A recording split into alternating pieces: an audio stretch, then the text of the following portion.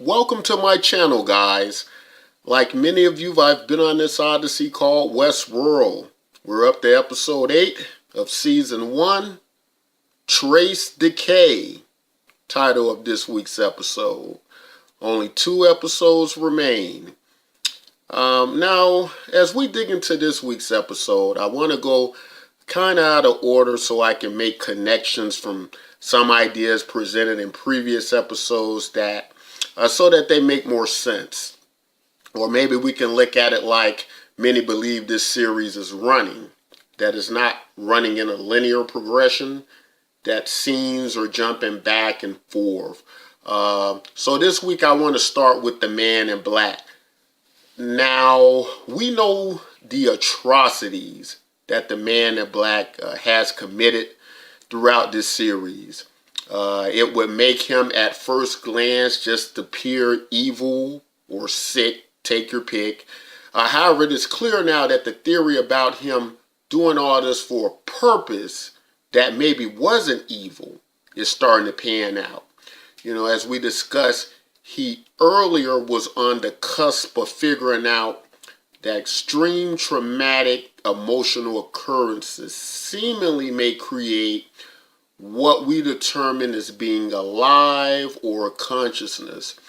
Very, very interesting information this week. To parallel that, Bernard is seemingly alive in the same way. Him and Ford have this deep philosophical conversation about what it means to be alive, what differentiates hosts from human beings.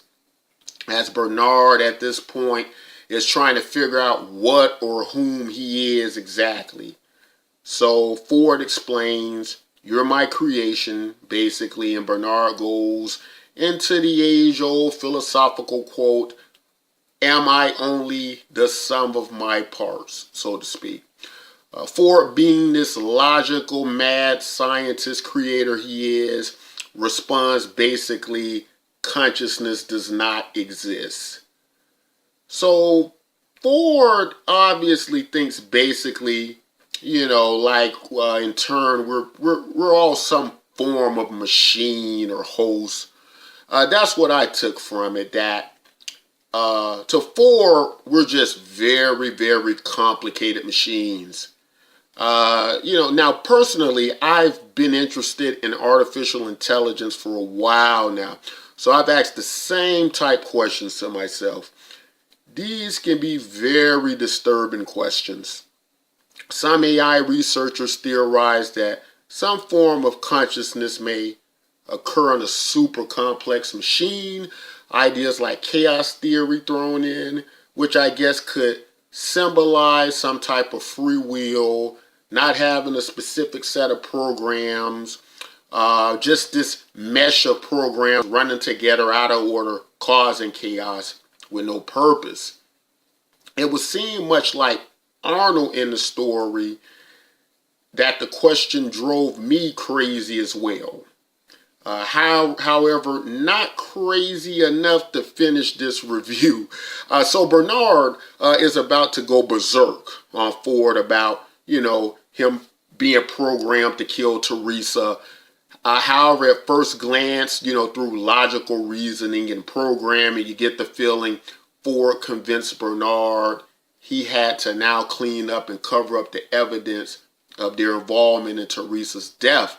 However, you then discover, Bernard is conscious still of killing Teresa and in great emotional pain to the point he wants to do all this so Ford can erase his memory and his part in the murder so that, once again, he can have peace of mind, which is quite a human emotional reaction, interestingly enough. We then come to Executive Director Charlotte of the Delos Corporation. We know the Delos Corporation is working against Ford or its board. We don't exactly know what they want to do with Ford's intellectual property, so to speak, or now his living property. My thoughts is it's pretty straightforward. I think hosts don't seem to exist outside the park. They can't leave the park. So I would imagine if they did, the guests or human beings would be able to use them for many applications. Could be anything from slavery to fighting wars to sexual exploitation. All the stuff that's already being seemingly done in the park would be accessible to the general public, maybe mass marketed so the price comes down. So now, like computers in every home, we would have hosts. So Director Charlotte knows that the way it's explained how Teresa died by falling off a cliff is not correct. Seemingly her and Ford are playing this chess game where they both know what the other is attempting. She's attempting to sabotage, and Ford knows it means to stop her. And moving on to Maeve. Maeve is thinking 3 steps ahead of the engineers. As usual this week in her effort to exit the park, she actually ends up slitting the throat of one of the engineers who plotted to shut her down. Apparently she's so smart she knows exactly how to cut, miss the carotid artery. As I thought at first, he was a goner. I thought he was dead, which had me thinking this is a bad foreshadowing of what the future holds for hosts and guests, or if you prefer, humans.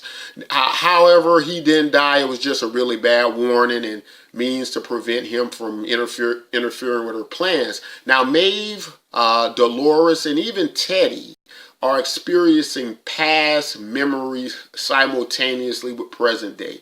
So, unlike human beings, when they experience past memories, it's more so the case like they are experiencing reality at the very moment.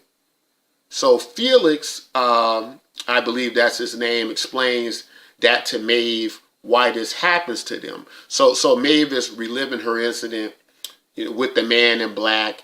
We find out that he's killed her along with her daughter. So she relives that time and time again. Dolores, in a similar fashion, is unable to distinguish the memories from her present day reality. So she's disturbed by that as her and William try to get a handle on that. And Teddy not only remembers his past, but also understands the man in black was the person that caused Dolores so much pain. Teddy tries to kill the man in black. He can't do that, as I would imagine his programming still prevents him to some extent. So we get this great story from the man in black, his entire history about how he's the good guy who's trying to find a way to get his family back. As he goes on to explain, his wife committed suicide due to what I would imagine was his very hectic, chaotic life. So that brings it kind of full circle. Why the man in black has done these things, and now knows that intense and traumatic pain is what can trigger life into these hosts. So I wonder then if that means he's going to try and resurrect his family. It does kind of make the theory about William being the man in black a bit obsolete, or not necessary. It just seems like we are in a story, this age-old story again, about the man who seeks some form of immortality, or he tries to prevent death, to fight death, and death. So very awesome episode this week. Again, we're down to only 2 episodes. Please post any comments or ideas you have about either the Delos Corporation plans or the Man in Black's plans, or if William is the Man in Black. Will Maeve ever escape? If she does, what will she do? And I did forget a few things to mention. I forgot to talk about Maeve's new superpowers to control the other hosts, which was quite interesting. So it's kind of crazy if she could break out of the park and control the hosts, maybe to take over the world. And we did have another weird scene at the end where basically where Teddy was killed. He was killed by another host, and a strange pack of Looks like some kind of marauders or berserkers, the same ones who earlier attacked the Man in Black and Teddy, and they double teamed them and killed them. Seems like a whole band of them showed up at the end, and don't really have an idea, where that's going. But please post any comments or ideas. Don't forget to subscribe to this channel if you liked it. Please tune in and watch this channel next week as we'll try to cover our final 2 episodes. And if for some reason you can't, maybe you're in jail, then break out.